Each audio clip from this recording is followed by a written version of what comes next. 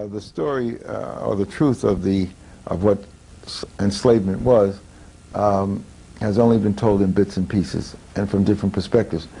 My approach is to look at it in what I refer to as a systems analysis, and you can't understand it, meaning the phenomena of enslavement, the transatlantic enslavement system, unless you see it through its system dimension. Looking at it by the bits and pieces would achieve what an African parable refers to as a partial truth, where 4 or 5 blind men came upon an elephant, and in their description, one had the leg and it saw it as like a tree trunk, and one had the trunk of the elephant and saw it like a snake, and one had the tail, and so one had the ear. So they all had aspect of the truth, but they didn't have the systems component to pull all the pieces together and make full sense. So the same thing with enslavement. Most of us say slavery starts in an African village. Well, it did not. And most of us say that slavery, a major factor in the slave trade, were Africans, and that wasn't the case. Slavery is a European conceived, maintained, sustained phenomena. And so unless people understand that, they don't understand what enslavement is all about. We're not talking about domination of one people by another. That has always occurred. We're not talking about so-called African traditional enslavement. You're talking about a process in which a group of people dominated another and attempted to pull them out of the human family. And that's how we really have to describe enslavement. It's an enormous crime against humanity. But it doesn't start in a village in Africa. It doesn't start with slave routes coming down to the shores of Africa. Because Africans would come down from the villages if they could and stand on the shore. They'd still be standing there and there wouldn't be any slave system. Slave system was conceived in Europe. Europeans, having enslaved their own people for 1,000 years in the white slave trade, were into a slave mode when they came across the Africans. So unless you can see 1,000 years of the white slave trade, you can't even understand what happened here. And so with the fall of the Roman Empire, 400, 450 AD, European systems collapsed in terms of trade and economics, and the biggest thing they had going between East and West, between Europe and Western Asia, was slavery. But it wasn't Africans, it was white people. Western Europeans selling Eastern Europeans, the Slavic peoples, into slavery. So, and that's the term, slavery actually comes from Slavs. It doesn't come from Africans. But we have this tendency of saying African slaves. No, it's enslaved African peoples, but not African slaves. We want to apply the term generically to someone, apply it to the Slavic peoples. But most of us don't have any knowledge of the white slave trade. But that has to be clocked in. And then the period of feudalism, where European systems collapsed, where Europe was land poor, resource poor, people poor, unable to maintain its basic systems of functioning. That so-called Dark Ages. That has to be put in the picture. And then 500 years of struggle against Islam. So all of this is occurring before the transatlantic slave trade. And then the war with Islam also included the Crusades.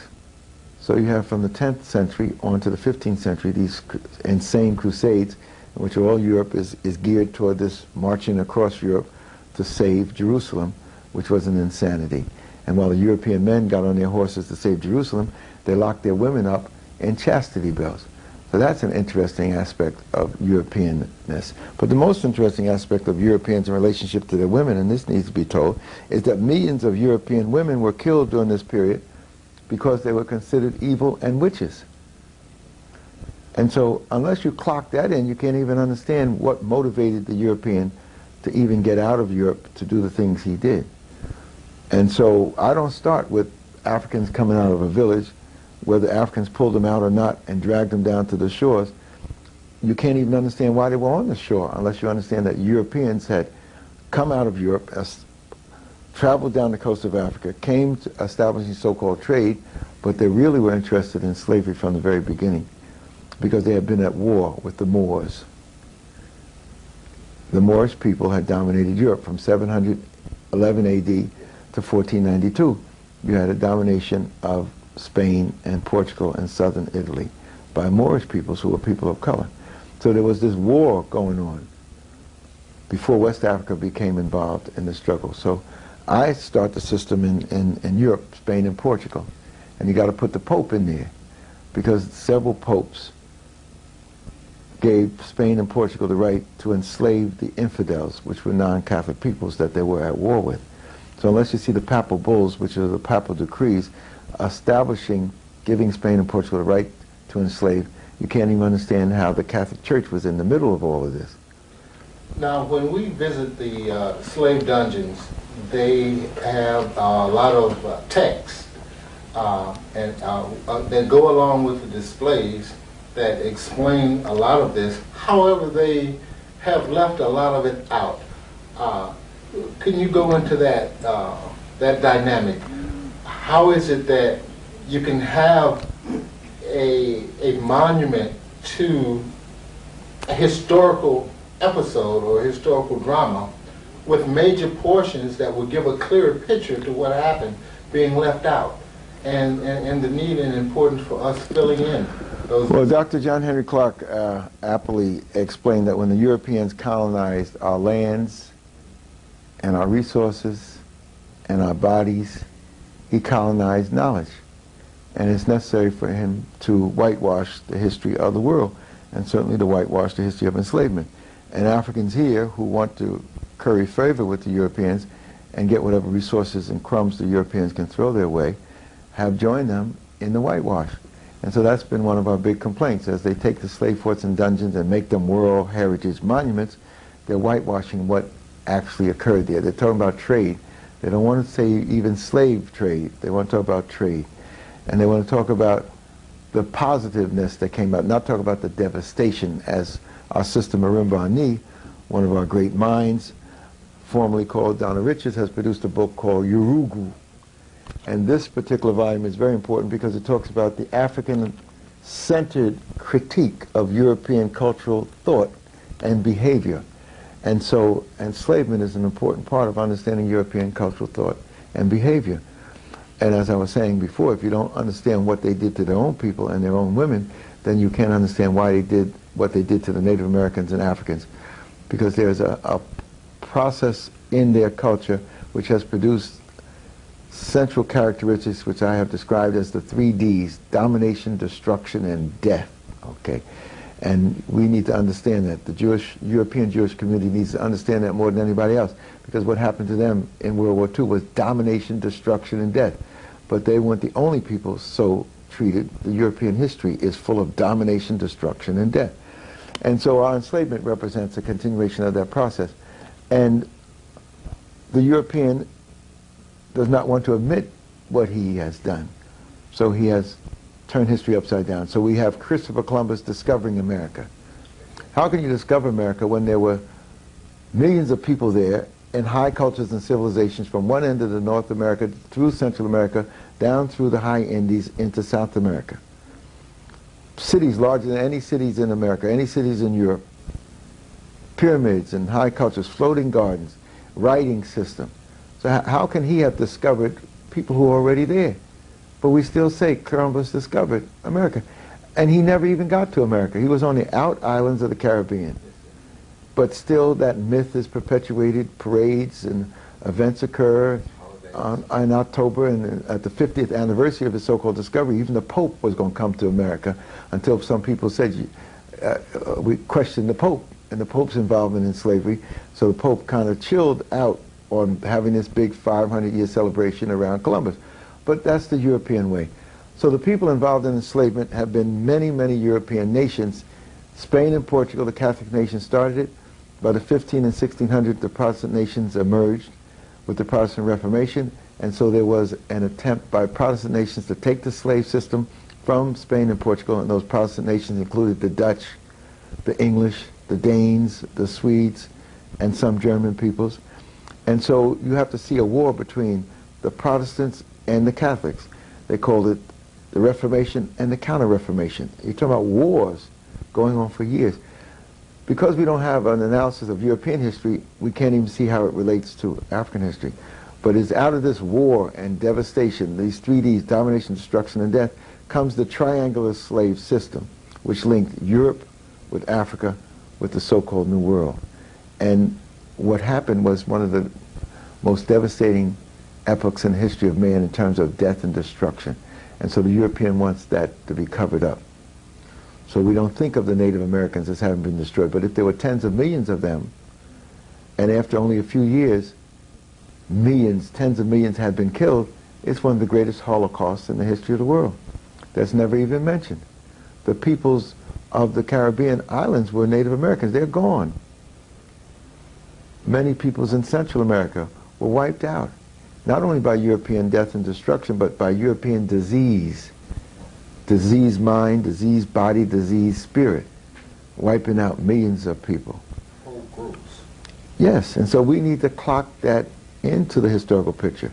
And Columbus needs to be given his proper kudos. Columbus was the leading drum major for slavery. He started the transatlantic slave trade. And when he couldn't bring enough gold back to Spain and Portugal, to his mentors who were the Sephardic Jews who had converted to Catholicism, who ran the money system and statecraft around the Spanish throne, when he couldn't bring back enough gold, as he promised Queen Isabella so she could continue the Crusades, he brought hundreds of Native Americans across the Atlantic as enslaved persons. So if we want to give Columbus his proper due, let's make him the leading drum major for slavery and the initiator for transatlantic enslavement. But we don't do that. We have parades for Columbus Day, and that history is not revealed. But our role as historians and people involved in African history is to reveal the history. But people don't want us to do it. Not all the Europeans covering it up. And one of the key European groups covering it up have been the European Jewish folks, because they say their hands are clean. And when I look at their hands, it's dripping with blood. Okay. And so they say we were involved in civil rights, but I said before the civil rights movement of the 60s, where were you? In the 1860s. And let's go back a few hundred years and put you in the middle of enslavement. And they say we were not there. I say, well, your records tell us that we're there. I have 50 or 60 books on enslavement, and 35 of them are written by Jewish scholars on the Jewish involvement in slavery. So if you don't want us to know about your involvement, then you have to tell your people to stop writing the books and burn those they already have. As long as those books are there, we're going to study it. As long as it involves our history, we're going to reveal it. So the big attack on me for the last 10 years has been because I mentioned that some Jews, rich Jews, were involved in enslavement. Well, that's a no-no. Nobody's supposed to say that, but it's the truth. It's okay for them to write it, but it's not okay for you to mention it. And to analyze it in terms of your history and your struggles and what's happening to your people. But that's also true of people like the Dutch. They don't raise as much vocal hell as the Jewish people, but the Dutch were the leading slavers. Would the Dutch be the same people that we find in Azania, or as some people know, are referred to as South Africa? Yes, and because of their enslavement system, that's how they found themselves in Azania, South Africa, because in 1652, as they were trying to rip off the slave system from the Portuguese, along with the British, and they had several wars with the British, they had to leave. They were trying to find trade or enslavement in the Pacific and Indian Ocean, as well as in the Atlantic. So stopping in what is now called Cape Town area was a fueling stop for the ships on their way to the Indian Ocean. So we need to tie in the Dutch involvement in Asia along with the Dutch involvement in the Atlantic. And then you need to put the Jewish community in with the Dutch to see partners in the crime against humanity.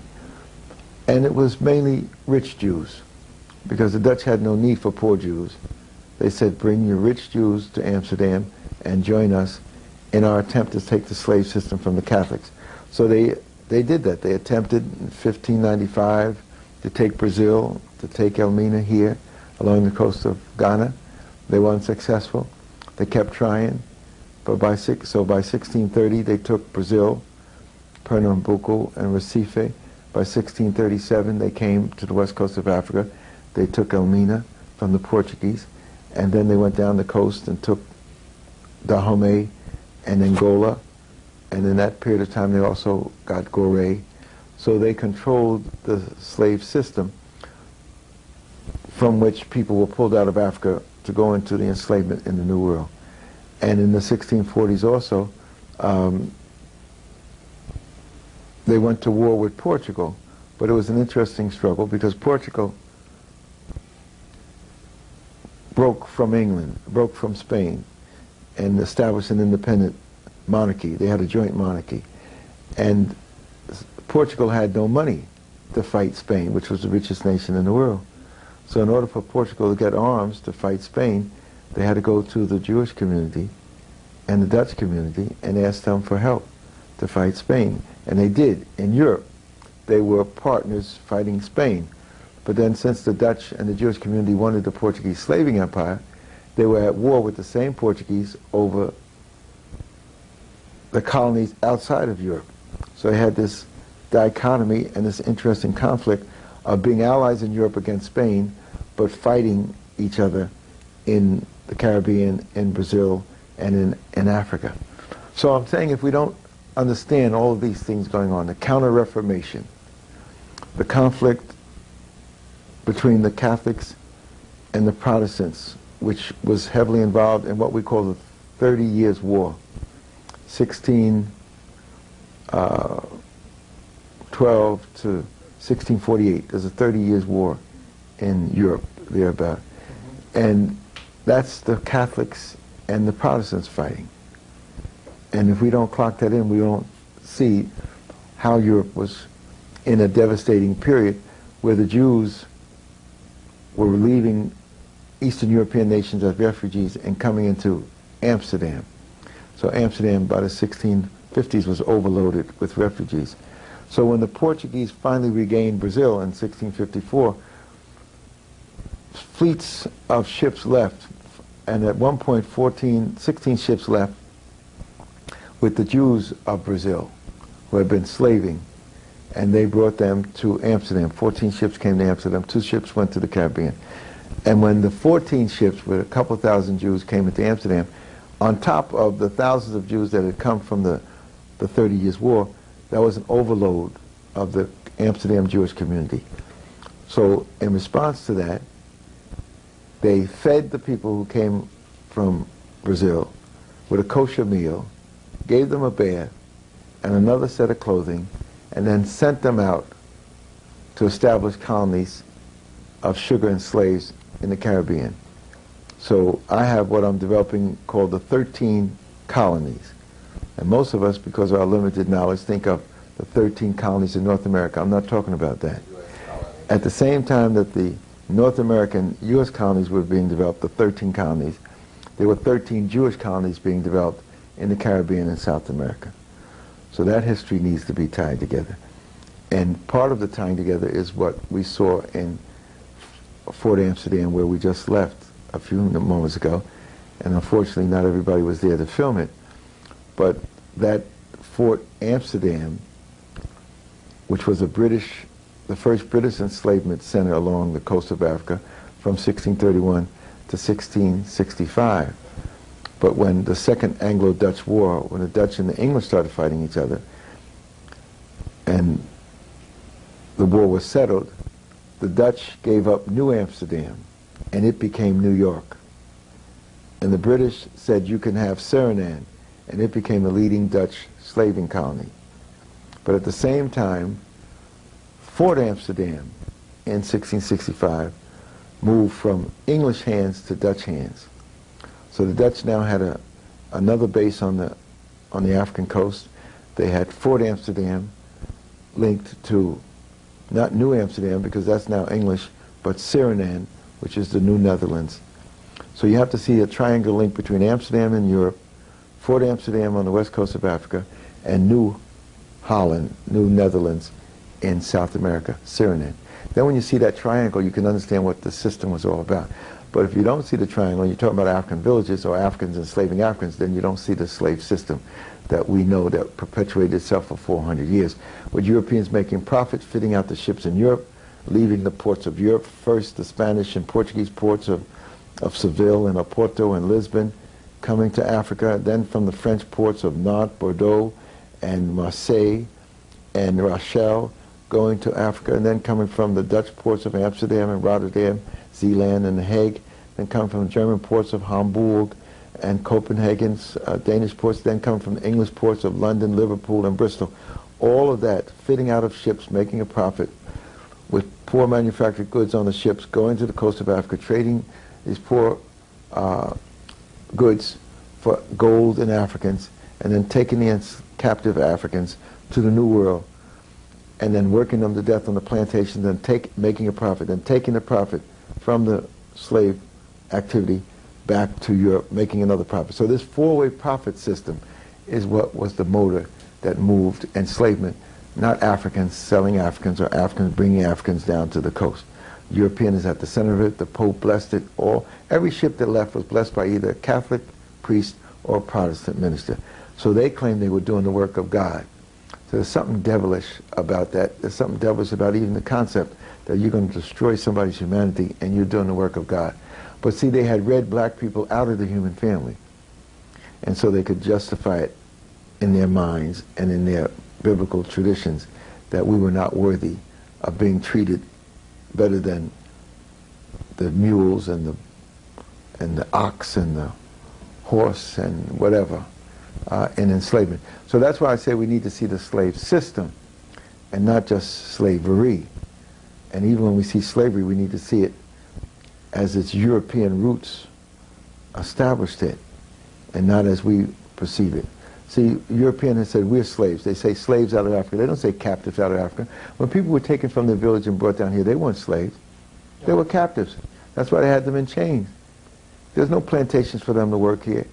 When they were sold into enslavement in the so-called New World, then that's when the serious enslavement process takes place that we know of. But that story hasn't been told, and the big lie is continuing being told. There's so many books coming out now that we've raised the question of enslavement that I laugh when they come out. One came out called The Slave Trade by someone called Hugh Thomas. It's this thick, and it deals with a serious analysis of slavery.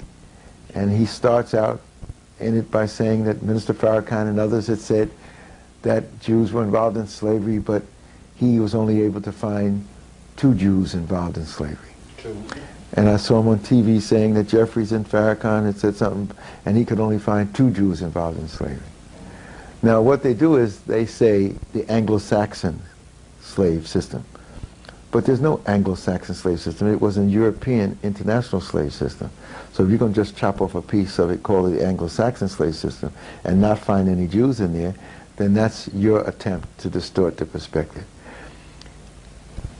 England didn't allow Jews in England. So if there are not many Jews involved in the Anglo-Saxon slave system, it's because they were anti-Semitic, and they prevented the Jews from coming in England. They chased the Jews out of England in 1290 AD, and they didn't let them back in until 1655, when the letter was written from Amsterdam by Rabbi Menashe ben Israel to allow the Jews back into England. By then the slave system is already expansive and growing, and the Jews are not in England because they've been kept out. So if you want to understand the Jewish involvement in enslavement, you got to go across the English Channel to Amsterdam, to Holland, and then you'll see the heavy involvement in enslavement. And these people know that. So for them to focus on the Anglo-Saxon end of the deal means that they're hiding the truth.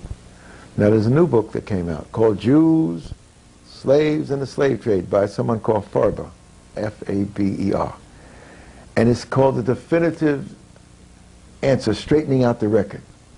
And the record that needs to be straightened out because some professors, like a professor at City College, who was the head of African Studies, said some Jews were involved in slave trade. Now this is a professor from the university system that I was a part of that can't even mention my name. There's no professor at City College, it's me, okay, and everybody knows who it is. And he never contacted me to say, well, Dr. Jeffries, I know you have this claim to fame that you said Jews were involved in slavery, and could you clarify that or give me the source of your information? He never contacted me, I never met the man. But then when I read his book, the first few pages, he mentions that there was a significant involvement of Jewish peoples in the Dutch slave trade, and then he quickly passes over that and goes into the English slave trade and leaves the Dutch slave trade alone. And instead of saying that our initial work should be on the English slaving, but if we really wanted a comparison, let's compare Jewish involvement with the Dutch compared to Jewish involvement with the English. That's a scientist and a scholar would have done that. But you can't do that because their involvement with the Dutch is so enmeshed that the real deal is told. And so you just hide it. But it's going to emerge. My whole approach is truth crushed to earth will rise again stronger than before. And so as the truth emerges, it's going to be more difficult to hide it.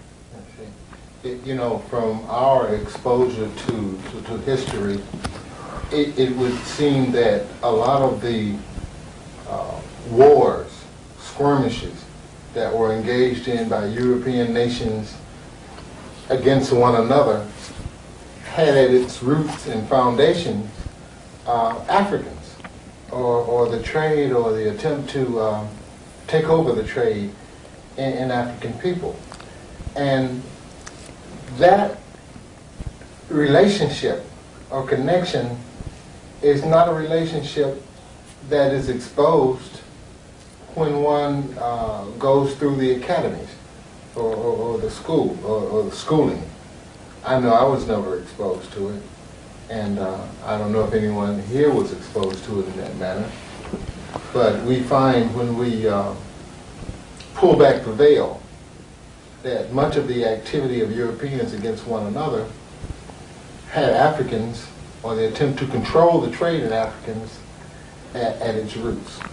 Well, part of what you said is correct and part is not correct. The European history that I learned, and I have what I call a $1 million white boy education. Right. The best that they give their own I got. Okay. From the grammar school, all these little white kids where I was the president of them, to the junior high school where I was the president, to the high school where I was the president, to Lafayette College where there were only 2 black people, and when I joined there with another black fellow, we doubled the black population from 2 to 4, 100%. So in 1955, we integrated Lafayette College. And then when I went to Europe, 59, 60, to study in Europe, it was a white education. And then I came back for a PhD master's at Columbia and a PhD at Columbia. So that's the best that they give their own. And in that education, the history of Europe was built around wars, of Europeans fighting others. Even when you learn the American history, it's the French and Indian War. It's the American Revolution. It's the French Revolution. It's the Haitian Revolution. So there's a whole series of wars. And when you learn English history, it's the 100 Years' War between England and France. The first 100 Years' War, 1400s, that's the period of Joan of Arc. Joan of Arc is a hero because she was fighting the English. And that's the first 100 Years' War. 100 years, England fighting France. And then in the 1700s, it's the second 100 Years' War. All these wars that we learn about, the War of the Spanish Succession, the War of the French and Indian War, the American Revolutionary War, the Napoleonic Wars, all those are the second 100 Years' War. England and France fighting each other for 100 years, taking a break in between for a year or two, and then starting up another war. But you're correct in mentioning that we don't see where Africa is in these war situations.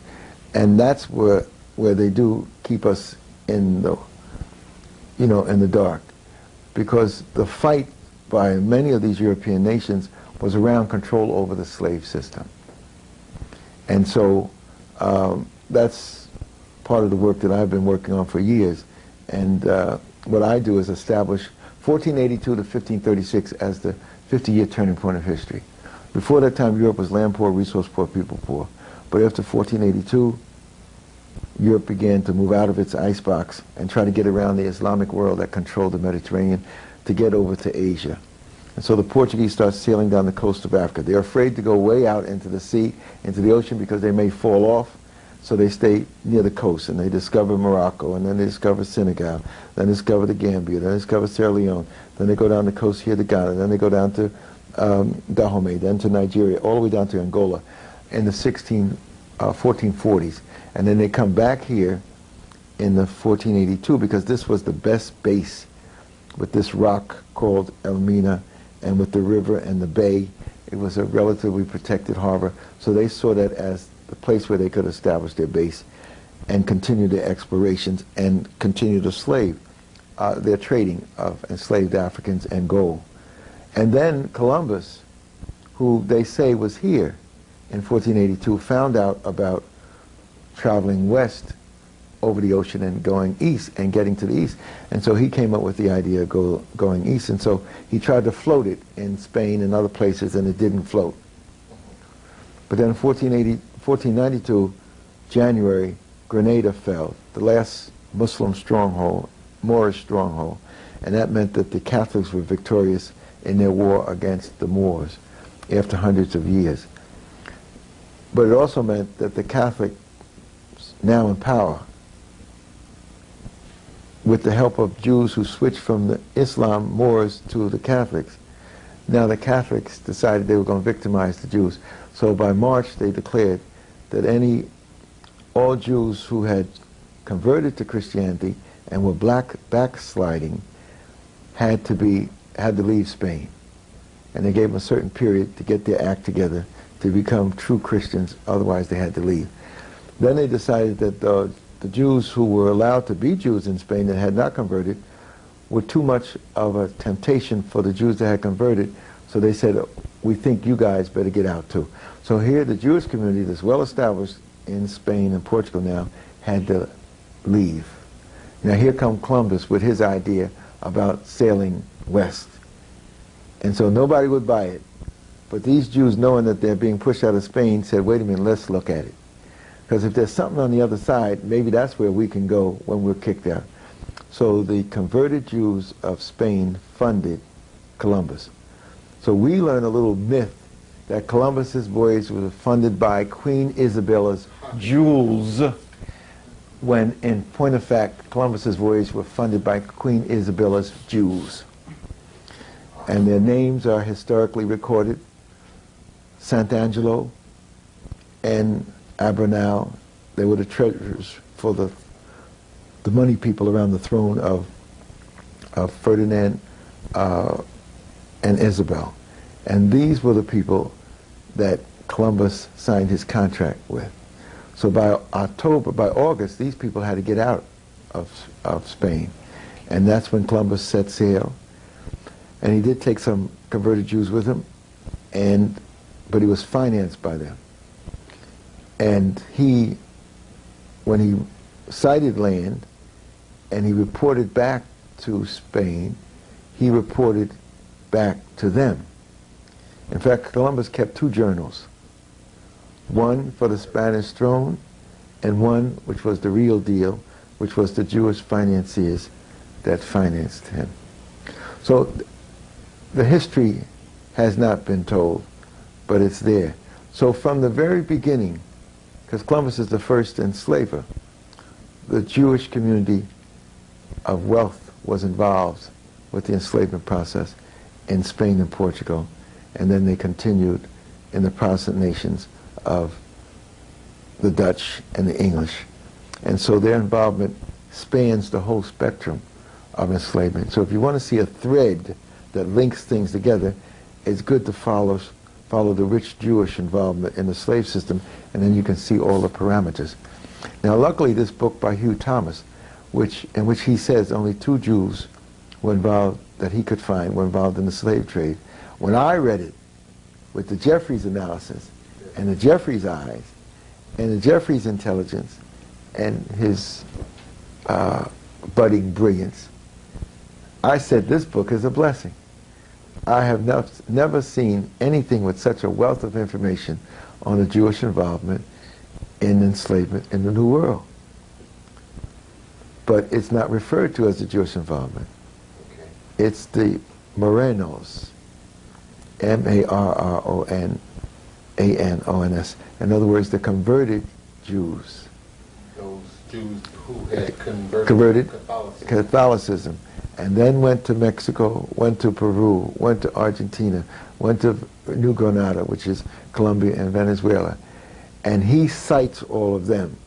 And you can see the enormity of their involvement like I never saw before. So when I read that, I said, whoops, there it is, another piece of the puzzle. In fact, I don't go to bed at night until I find another piece of the puzzle. And then I can just fall asleep like a baby after I say, whoops, there it is, going on to sleep. A similar story is spoken about John Hopkins and Queen Elizabeth I, where she didn't have money to fund the voyage of John Hopkins, and she went to her moneylenders. Who was her moneylenders? Who were her moneylenders? Well, during the Queen Elizabeth period, you're talking about in the 1560s, when Elizabeth I, the Tudor queen, whose father was Henry VIII, famous for womanizing and murdering women and establishing the Anglican Church in the 1530s. Queen Elizabeth would have been the first slaving queen of England by funding and helping to fund Hawkins, Drake, and Raleigh, who later became Sir Walter Raleigh, Sir Francis Drake, and John Hawkins. And their attempt to raid the Spanish fleet and Spanish colonies was funded by a series of funders, some of whom were from Jewish sources, others would have been from Huguenot French sources, the Protestants of France. They were very strong financially in this period of time. But the real financing of English endeavors in enslavement might have gotten started with the Jewish community with Queen Elizabeth, but they become systematized and become part of the real system of exploitation in the 1600s. And that was something I dealt with this afternoon, because I was trying to show that the Portuguese were given by the Pope Africa and Brazil and the Indian Ocean in the Papal Decree of 1493. And Spain was given North America, Central America, most of South America, and the Pacific. And so that meant Portugal had the sources of enslaved Africans. And so we've got to be able to see that. So when I said the 50-year turning point of history, and I usually name the dates, 1482, Elmina is established by the Portuguese, 1492, Grenada Falls, the Jewish Inquisition in Spain, and then in 1492 also Columbus' so-called discovery of the New World. So when the 1482 activity occurs, the Portuguese build this monster fort dungeon called Elmina for serious trading with Africa. So we can refer to that ism as mercantilism, trading. But then when Columbus discovers the New World, then these lands are discovered. And so they start planting flags and they establish colonies. So you get colonialism emerging. And then by the time Spain and Portugal are competing with each other, finding new lands and planting flags and developing these colonies, the Pope has to be called in to decide who gets what. And it's really ironic that these insignificant little Catholic nations are running around the world planting flags, claiming people's land, and then the Pope gets in and blesses it and divides up the world.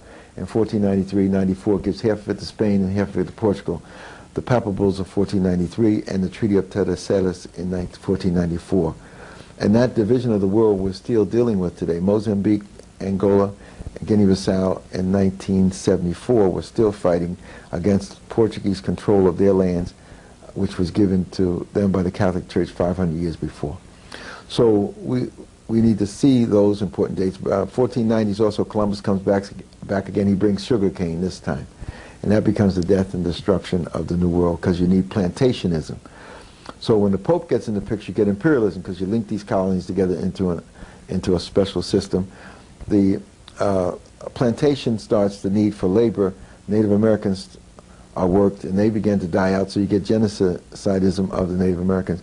A Catholic Bishop, Bartolome de las Casas, he wasn't a bishop then, he was a priest, he decides to save the Native Americans. He writes a book called History of the Indies.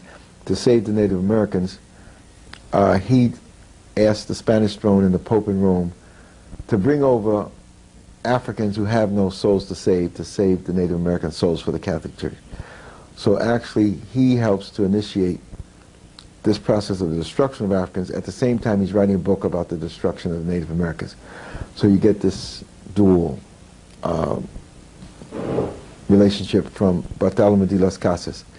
And in the early 1500s, they start to bring over systematically Africans under what was called the asiento. 1516 or thereabouts, they bring over a certain number of Africans every year to work the plantations. And that asiento was a contract which was eventually fought over by European nations because it became so significant and wealthy that wars were fought by European nations for control of the asiento. And whoever got control of the asiento, that signaled their rise to prominence in this economic system of exploiting economics, politics, and culture. 1517, an important date in the 50-year turning point of history, because that's when the Protestant Reformation is dated as beginning around Luther. And this is important because Luther attacks the Catholic Church for corruption. Catholic Church was selling places in heaven called indulgences. And Luther thought that this was ungodly. So he says we don't need a relationship between priests and bishops and archbishops and a pope. We can go directly to God. And so that becomes the core of Protestantism, removing the Catholic intermediaries in between the individual and God. But what that unleashes on the world needs to be understood, because the concept of the elect of God, certain people elected by God to rule over others, comes out of that, because the concept developed that if I'm beating you up, stealing your land, raping your women, God has given me the right to do that. I'm the elect of God, I'm the chosen. And so this whole concept that we have today of the wealthy people feeling they can run over the world, control it, exploit it, destroy it, is the concept, the Ronald Reaganism of the concept of the elect of God that's built into the wealthy. But this concept of the elect of God, showing that the Catholic Church controlled the actions of people, needs to be understood, because it refers to the question that Abdul mentioned. When the Catholic Church controlled life in Europe from the fall of the Roman Empire and then the beginning of the Holy Roman Empire up until the so-called Middle Ages, the Catholic Church had a lot of myths and misconceptions about it. And one of them was that if you managed money and you made interest on the money, then you couldn't get into purgatory. And purgatory is the step between heaven and earth. And so with the Catholic Church, you have to go to purgatory first, and then you can buy your way into heaven later. And so if you dealt with money and made money on money, interest, it's usury, and you go to the devil. So that left the whole area of managing money over to people who were not Catholics, and they happened to be Jews. And the Catholic Church also said that law only comes from the holy word of the Pope or his Council of Cardinals. So canon law was respected by the Church. But as the economy began to move in Europe and link up, there was a whole nother commercial law and contracts that was being devised. And the Pope said that that was ungodly and you wouldn't get into heaven if you dealt with that. So that left the whole area of economic contracts and whatnot, and law left open to the Jewish community. And then the popes also said that to heal yourself involved burning candles and fingering rosary beads. So they didn't believe in medicine or any scientific approach to medicine. So that left the whole field of medicine open to the Jewish community. So the leading members of the Jewish community were involved in the management of finances, the laws that control the movement of economics and politics, and the health of the rich people who needed physicians. So around the emperors and the princes and whatnot were these people who in Spain were called the grandees. In Eastern Europe they were called the court Jews. And so these were people who managed the wealth and the power, Jewish people who managed it for Europeans. So that's a part of the mix.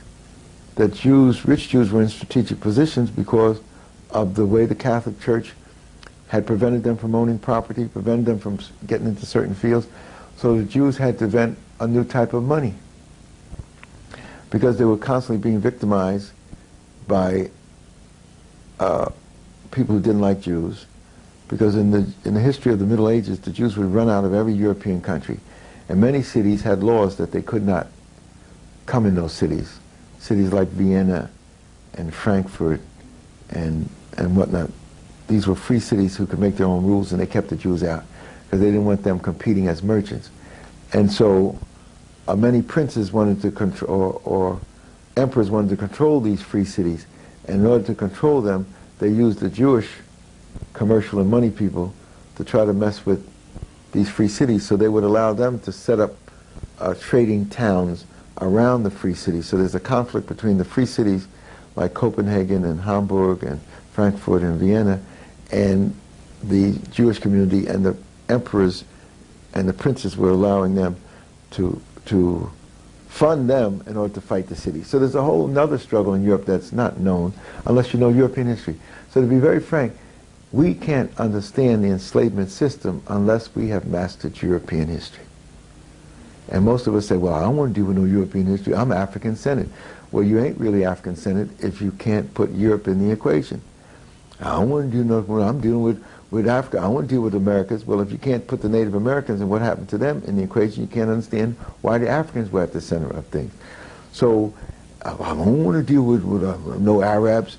I'm going to deal with African-centeredness. Well, if you don't deal with Arabs and Islam, then you can't understand what the relationship of Islam and the Moors and Europe was, and the relationship of the Mediterranean, why the Europeans were trying to get around the Mediterranean in order to get to Asia because of the control of the Mediterranean by people who are Islamic. So if you don't have a world perspective, then you can't even understand your African center. And so that, fortunately, is what we've been able to do. But this 50-year turning point of history, 1482 to 1536, culminated with the Protestant Reformation with the in 1517, with the Asiento in 1516, and then 1519, Cortez conquers the Aztecs, new wealth for Spain. 1531-32, Pizarro conquers the Incas in the high Andes, new wealth for Spain. And 1532, the Protestant Reformation takes a new turn. It becomes a theocratic developed by Calvin, who links economics, politics, and culture. With the Catholic Church, you separated politics and economics and culture and the church. With the Protestants, they linked economics, politics, and culture into a system capability of the new state formulation. And so Calvinism of 1532 is a continuation of Lutheranism of 1517, and then Henry VIII, because of his itchy penis, gets into the act in the 1530s, and he wanted to marry and get rid of his wife, and the Pope had said he's not going to allow him to do that, and if he separated from his wife or divorced his wife, he would be excommunicated. So the wife conveniently died, so the Pope excommunicated Henry VIII, and then he married Anne Boleyn, and then the Pope said, you're out of the Catholic Church. So he said, oh, that's cool, I'll set up my own Catholic Church. So he set up the Anglican Church. So we really have to understand the great Church of England, the Anglican Church, when America becomes the Episcopalian High Church, really does not come out of a religious conversion. It comes out of the itchy penis of Henry VIII. And that's kind of raw, but we need to put it out there as the real deal. So here now you have the new nation building. Henry VIII establishes a new nation, taking the Protestant model from Geneva with Calvin. Now Calvin's Geneva was a small enclave in Europe. It didn't have the system capabilities to be a powerful nation. But England is an island with a landmass and protected by an island. So England has a possibility of becoming a nation state of significance, and it becomes the prototype of the first European nation state, dealing with economics, politics, and culture, not as separated, but as unified. And then competing with England is a merchant state that didn't make any pretense about having anything else but commerce going, and that was the United Provinces, which becomes the Netherlands, which becomes Holland as one of the United Provinces with Zeeland and the others. So in the 1600s, you get this competition between the new Protestant English and the new Protestant Dutch. But even though they're competing with each other, their real enemy are the Catholics Portuguese, and the Catholics Spanish. And so the Dutch and the English have an alliance to rip off the system from the Spanish. In the 1500s and the Portuguese, it was established the system of our oppression. I call it the European world system of domination, was established in the 1500s, controlled by the Catholic nations, blessed by the Pope. But Protestantism emerges in the 1500s, and they began to first to pirate the Spanish system, like Queen Elizabeth helped fund, and then to raid it with fleets like the Dutch did at the end of the 1500s and trying to take Brazil and trying to take Africa. And then they decide to unify, and the Dutch and the English began to unify their attacks. And so in the 1600s, you see the Dutch and the English taking over the system from the Catholics. But after they do that, in the early 1600s, then they start to fight each other, because the Dutch passed an economic law, the Navigation Acts, or the English, to protect from the Dutch trade, because they couldn't compete with the Dutch. So the English passed a law, 1651, to keep the products of Holland out of England, to control English economic development. So that, since Holland was an economic nation, that was a declaration of war. So by 1652, the first Anglo-Dutch war, the war between the Dutch and English, has taken place over these economics. And the big economic pie, though, is in the Caribbean, because sugar is now moving in the Caribbean. It's moved in by Dutch Jews, because in the 1650s, they lost Brazil. They took Brazil in the 1630s, and they worked Brazil as the sugar plum of the European world, and a lot of money was made on sugar. But the Portuguese were trying to get their act together, because there was a united kingdom of Spain and Portugal, and Spain was taking care of Spanish business and not taking care of Portuguese business. So at a moment when the Spanish throne was weak and financially in difficulty, Portugal broke from Spain and set up a independent Portuguese nation. But in order for them to remain independent, they had no money. So you can't remain independent if you don't have any money. So, right. So they had to go to the Jews of Spain and and the Spanish territories outside of Spain, like Antwerp, Belgium, to get money to finance their war against Spain. And since the Jews owed no allegiance to Spain because they were always being messed over by the Spanish, they were willing to help fund the war, the separation of Portugal from Spain, hoping that they would be able to use their relationship with Portugal to further the trade with Africa. And so, and that actually happened. But the ironic thing is that the Portuguese got their military act together, so they threw the Dutch out of Brazil.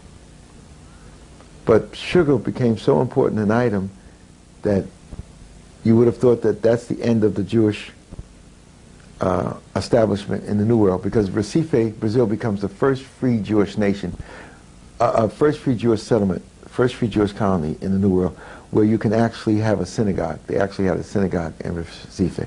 So they could take the cover off of being converted and function as Jews. So this is an important point, because one of the criticisms of myself and others is that you say that the Jews were involved in slavery because they were Jews, but the few that were involved in slavery were just merchants. When in point of fact, that might seem to be the case, but when you look deeper and analyze it, the Jewish involvement in slavery was tied in because they were Jews. Their involvement in slavery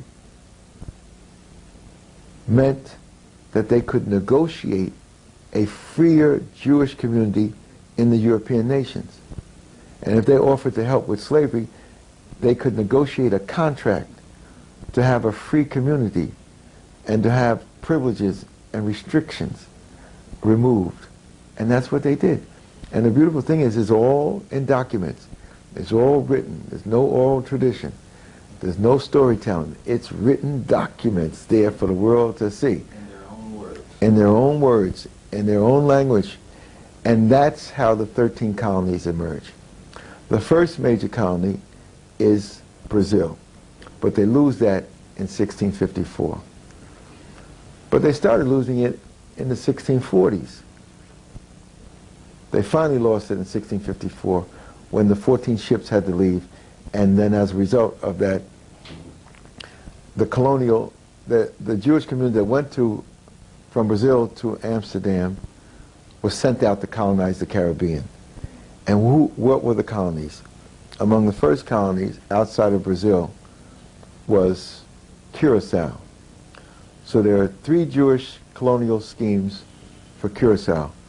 One in 1651, one in 1652, another in 1659. The one in 1651 and 1652 didn't work because they were attempting to establish agricultural settlements to work sugar. But Curacao is not a land-based island. Curacao is a sandbar off of the coast of northern South America. So you can't grow anything in sand. So that didn't work. So they began to smuggle things into the slave system of the Spanish. And so when they came back in 1659, they came back to do business. And from that point on, Curacao becomes the Amsterdam of the Caribbean as the leading center for enslavement and trading slave products. At the height of Curacao, let's say about 1700, half of Curaçao's population was Jewish. And half of the 4,000 Jews in the Caribbean were in the little island of Curacao. So you see how important it became. But the real wealth for sugar comes not from Curacao, but come from the 3 colonies in Suriname. And so those 3 colonies became Barbice, Demerara, and Essequibo. I can't pronounce it properly, but that's the name. It sounds a little something like that. Those were 3 colonies, sugar colonies, that were planted in northern South America, where we call Suriname and Guyana. And one was planted in the French Guyane, which is French Guyana, at Remire, R-E-M-I-R-E. And I was so glad last year when I went to UNESCO and I spoke at a conference on slavery, and I spoke in French. They asked me, I was just glad to get there, but then they asked me to come up and speak, and then they asked me, did I want to speak in English or French? I looked at most of the people that looked like they were French, so I said, I'll speak in French. So I got to the mic and I started out, Mesdames et Messieurs, mes frères, mes sœurs, je suis très content de venir ici à Paris pour présenter à la conférence on l'esclavage. So I just blew the roof off the place, talking about reparations, systems analysis, and everything else. So after that, the people came to me and asked me, would I go 3 weeks from then to South America, to Guyana, and to Guadeloupe and Martinique to celebrate the 150th anniversary of the French end of slavery. So I said yes. And so before I knew it, after May, in June, I'm in South America. And as soon as I hit the airport and we were going into town, I see a sign that says Ramir, and I said, whoops, there it is. One of the Jewish colonies, slaving colonies. And so there were 3 in Suriname, 3 in Curacao, 1 in Tobago, 1 in Martinique and Guadeloupe, and several of the islands off of Aruba, and another little island, Saint Eustatius. So these were, most people don't realize that these sugar islands in the Caribbean were heavily influenced by the Jewish community because sugar was a technical specialty. Sugar is not just planting. Sugar is an industrial enterprise. Sugar involves certain secrets of how you process material. Sugar is highly intensive. You have to have you have to have the mill, and you have to have the water power, and you have to have the oxen, and you have to have a heavy manpower for the cane, and you have to have the export and whatnot. And so capital intensive and high technology was in the hands of the Dutch and the Jews. And so they controlled sugar in the Caribbean. And the first sugar island in the Caribbean is the little island of Barbados. And the Jewish community from Brazil helped to transform Barbados in a period of 10 years. The British established Barbados. The Portuguese founded Barbados in the 1500s, but there was nothing there for them to worry about, so they preferred to have the mainland of Spain, of New Spain, Mexico, Peru, where you had gold mines and diamond and silver mines and all that business. So they just left Barbados. So it's rediscovered by the British in 1625 or 1627. And the British establish it with poor British farmers. Eventually 11,000 tobacco farmers are established in Barbados with small plots. But tobacco is not making money. This is the 1630s. Tobacco is not making money in Virginia and the North American colonies. So the savior is brought in, and that's sugar. And the Jewish community from Brazil brings in sugar. So within 10 years, from the 1630s to the 1640s, Barbados moves from 11,000 small proprietors to 900 sugar estates. And from that point on, Barbados becomes the jewel of the British Caribbean. And from the 1640s, 50s, and 60s, more wealth is produced in that little island of Barbados than all of the 13 colonies in North America. Now, you said it went from 11,000. 11,000 small farmers trying to grow tobacco and not making economic headway to being consolidated into 900 sugar estates. Okay, now I understand the relationship. Okay. Now, what you also want to understand is how Jewish law, how British anti-Jewish law affects the Jewish involvement in slavery. The English were anti-Jewish, so they had regulations that the Jews could not hire indentured servants. In other words, they couldn't hire white. They couldn't hire white folks. So in order for the Jews to have labor in their businesses or their plantations, they had to have enslaved Africans. So once the 11,000 small proprietorships were failing and they were consolidating, those people who had lost their land or were bought out, these poor white farmers, could not become indentures on the sugar plantation.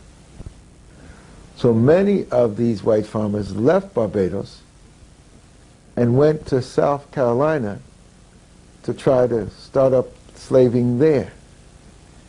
And many of them went to a wild pirate island inhabited by pirates and whores called Jamaica. And so they went to Jamaica. That was not desired by anybody because the terrain was so wild and the people were so inhospitable, meaning there were pirates and brigands and whatnot. And so many of these poor white people had nowhere to go. So they went to Jamaica and joined the whoring and the pirating. In your element. They were in their element. But Barbados was prospering and becoming the jewel. But ironically, when the Dutch got kicked out of Brazil, a Jewish rabbi, Menashe ben Israel, was planning to go with 500 of his people to head the synagogue in Recife. But before he could do that, and his brother was already there, before he could do that, the synagogue left Brazil and came to Amsterdam because they had to evacuate. So the next year, 1655, Menashe ben Israel writes a famous letter to Cromwell. And it's in all the Jewish history books. But there's no context for the letter. And he's asking Cromwell to allow the Jews to come back into England after being kicked out for several hundred years. And Cromwell wants them to come back because he's the new leader of England. His power hasn't been fully consolidated, and he needs as much help as he can get. In the revolution, the Cromwellian revolution, they cut off the head of the king, etc., etc. And so this new force is controlling the English nation. Menashe ben Israel says, if you let us back into England, we can help you like we helped the Dutch. And right now you have this competition between the English and the Dutch. The English just passed the Navigation Acts to keep Dutch products out because they can't compete with the Dutch. So now you have a Jew from Amsterdam saying, we can help you financially like we did with the Dutch. So Cromwell wants to help. But the rich English people who don't want this competition say no. So the rich English people who control Parliament block a law from being passed to allow the Jews to come back. But Cromwell gets around that, just like Clinton works around the U.S. Congress, by saying, we don't need a law. You can come because there's no law keeping you out. No. English law is not written. Okay. So much of it is common law, so much of it is activity, so much of it is just habit, what people do, custom. And so he said, the custom has never been followed to keep you out. So come on in. But the agreement was only the wealthy can come in. And so, because we don't want the others getting afraid that you're going to move into the crafts and the guilds will be threatened, etc., there'll be a groundswell of opposition. So he fought off the rich by having the Jews help him establish either the Bank of England or the English Exchange. And in that, there are 100 Anglican directors on the board, 12 non-Anglican directors on the board, and 12 Jewish directors on the board. So within a few years of not being in England, the Jews now are in the center of the economic enterprise that's going to help to build the English economy. But here's the story of Cromwell. 1655, Cromwell, not even having control of the English nation, decides to have his grand design to take the Spanish Empire. My contention is that he couldn't even think of taking the Spanish Empire, funding a fleet to go to the New World, unless he had a source of wealth that had a history of funding these operations. And the only people who had a history of funding these operations, including the military operations, were the Jewish community. Because they could put the money package together, taking wealth from the different areas of Europe where the Jews are, and coming up with a quick money package. So with the Jewish money behind him, Cromwell came up with the grand design of taking the Spanish Empire, and the first base was to take Cuba. So So the fleet was sent out to take Cuba, but they got their butts kicked. So the story about Menashe ben Israel and Cromwell is very significant, and it needs to be woven into the historical context of the systems analysis. And after the English fleet got its butt kicked off of Cuba, Cromwell told them not to come home without a prize. And the potential prize is this island of ruffians, pirates, and harlots called Jamaica. So the fleet was sent from its defeat in Cuba to take Jamaica. And it was easy to take because there was nobody there to defend it. Nobody wanted it. So he was able to take Jamaica. And so he could claim a victory. That was fortuitous for the English, even though Cromwell was not there to enjoy the benefits of it, because Cromwell was overthrown and there was a restoration of the crown, and James II took over after marrying into the Portuguese slaving family of the Braganzas. And the queen from Portugal married into the English throne, and so you linked Portugal's slaving operation with the English, with a claim on it now through marriage. This becomes very significant because the English now are fighting the Dutch for control over the slave system, and they now have claim on it through the throne of Queen Braganza. Now, Queens in New York is named after her. And so recently, a couple years ago, they tried to put up a statue. Some people from Portugal wanted to put up a statue almost as large as the Statue of Liberty to Queen Braganza. And some of our people were awake to it, so they blocked it. And then when we helped them with research on who that was and what that was all about, it was prevented from happening. But the point that I needed to make was that Barbados now becomes the sugar jewel. And I don't call it one of the Jewish colonies, but I'm going to look into it to see. It definitely was one of the Jewish-inspired sugar colonies. It may not have a significant personnel base because the English restricted the Jews from controlling land.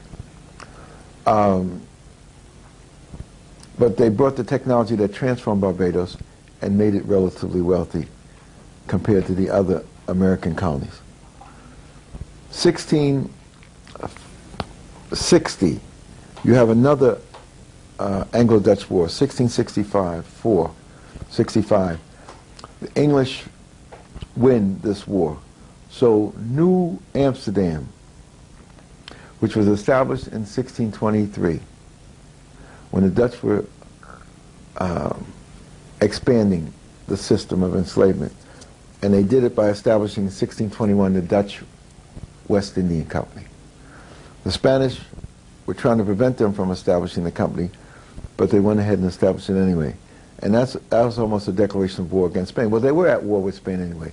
The Dutch broke from the Spanish in 1580 and waged an 80-year war for independence. And their independence was not recognized until the 1660s. So you have to see an 80-year war of the Dutch against the Spanish in order to even understand their relationship. And since the Kingdom of Spain and Portugal was either joining or separating or joining or separating, the war was against the Catholic nations, Spain and Portugal. So unless you can see that Spain and Portugal relationship, the Dutch and the English relationship, the relationship between Portugal and the Dutch, you can't even understand what enslavement was all about. So I kind of resent when people say they're going to study the slave routes of how somebody brought somebody down from northern Ghana and left them here. That's not their system. You know, you have to see this whole other thing going on. But Barbados has worked so hard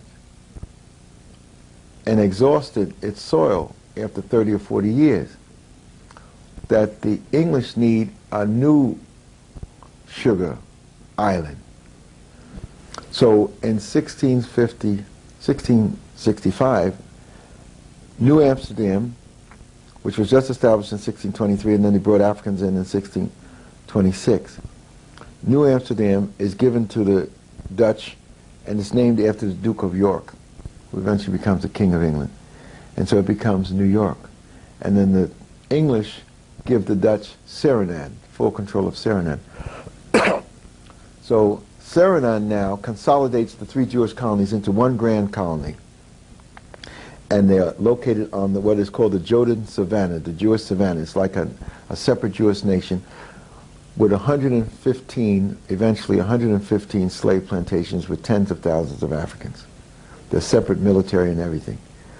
And they become infamous in African history because not only were they enslaving Africans, but they put a military in place to go to war against the Bush Negro republics of escaped Africans who went into the bush and established independence. There's a whole history of the Jewish militias fighting against these African peoples. But an interesting episode in 1667 occurred when a group of Jews wanted to leave the Dutch control, Suriname, and go to Jamaica. 13 Jewish families with hundreds of Africans enslaved were asking permission to leave, and the Dutch governor of Suriname said, no, you're too valuable, I can't afford to leave you, let you leave.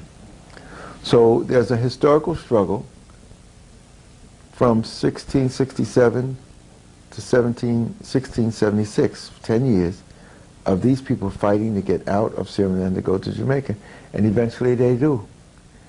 And when they do, from the 1670s on, Jamaica kicks in as a replacement for Barbados as the sugar island.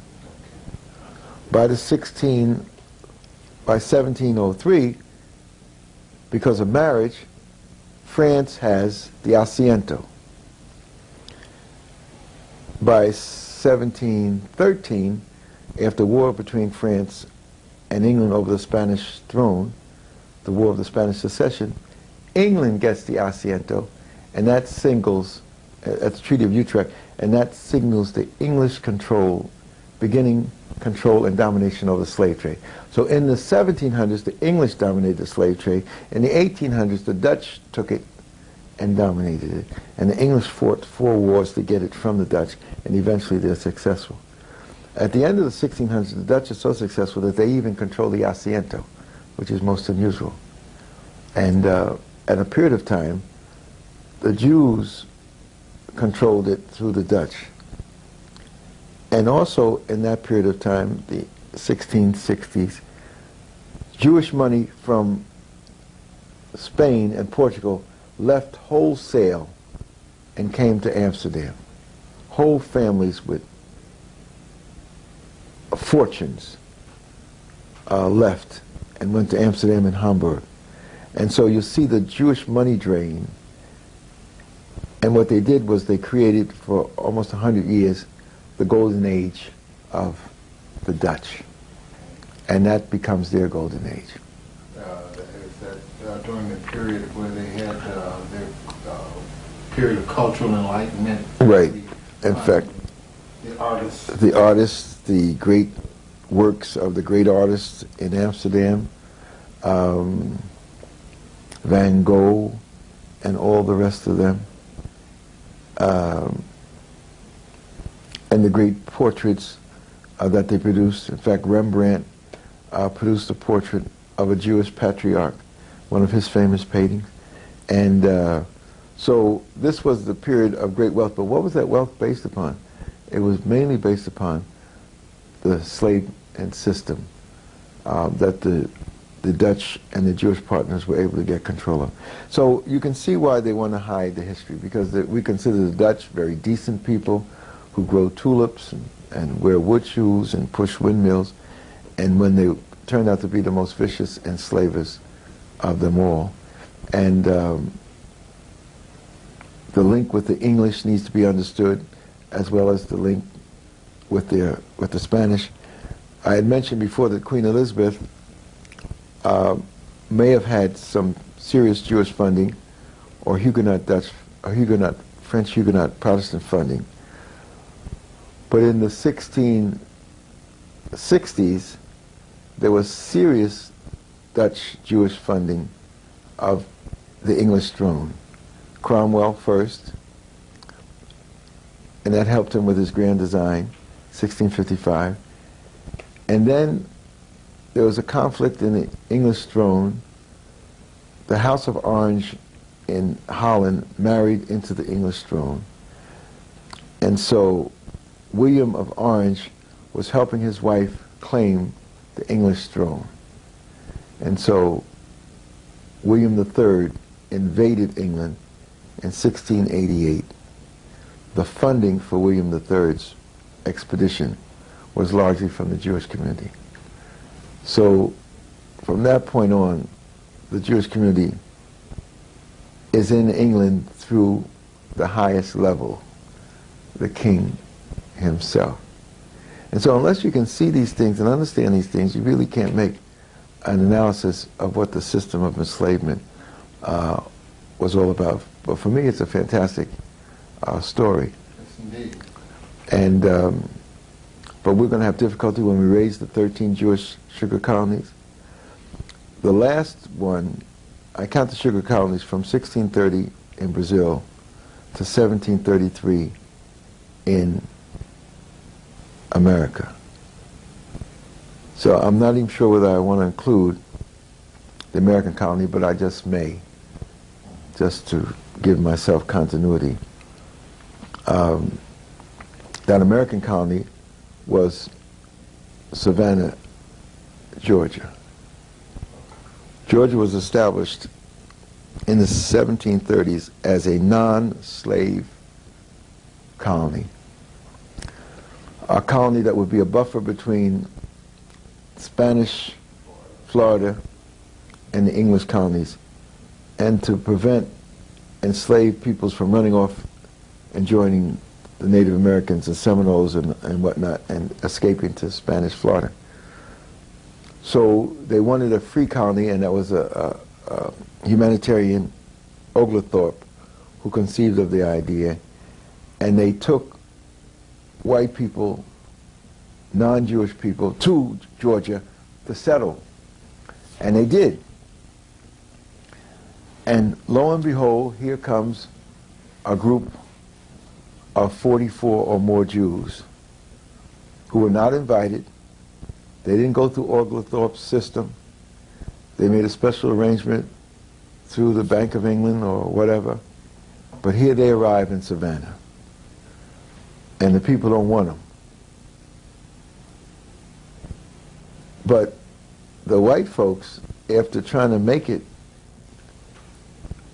it becomes clear to them that they can't make it without Africans. So even though they came to a so-called non-slave experiment, they start petitioning to bring in enslaved Africans. And the Jews want to join the petition, and they tell the Jews, we don't want you to join our petition. So they put their own petition in. So when the colonies were not given their petition for enslavement, many of the Jews who came to Savannah to enslave Africans and be a part of the slave system left and went to Charleston, where there was an establishment, enslavement, and they helped develop Charleston as the largest Jewish community in America. But even in the pre-war size, Charleston's Jewish community was only about 500. That doesn't compare with Curacao that had 2,000, or Recife that had 1,500, or Suriname, which had a couple thousand. So you can see the comparative size. It's in the Caribbean that the real Jewish community is. But we don't want to put the enslavement process on any one group. We want to lay it out on the foot of all these Europeans, because we want to raise the question of reparations. We don't want to hide the involvement of Africans, because we have to appeal to the Africans for repatriation, and that's an in-house family thing. We're not interested in reparations for Africans on the continent, but we do want repatriation. But all of the European nations owe Africans reparation, and we need to put that in documents and present it before the world, because the history of enslavement clearly documents the destruction of African peoples and the war against Africans and the crime against humanity that slavery was all about.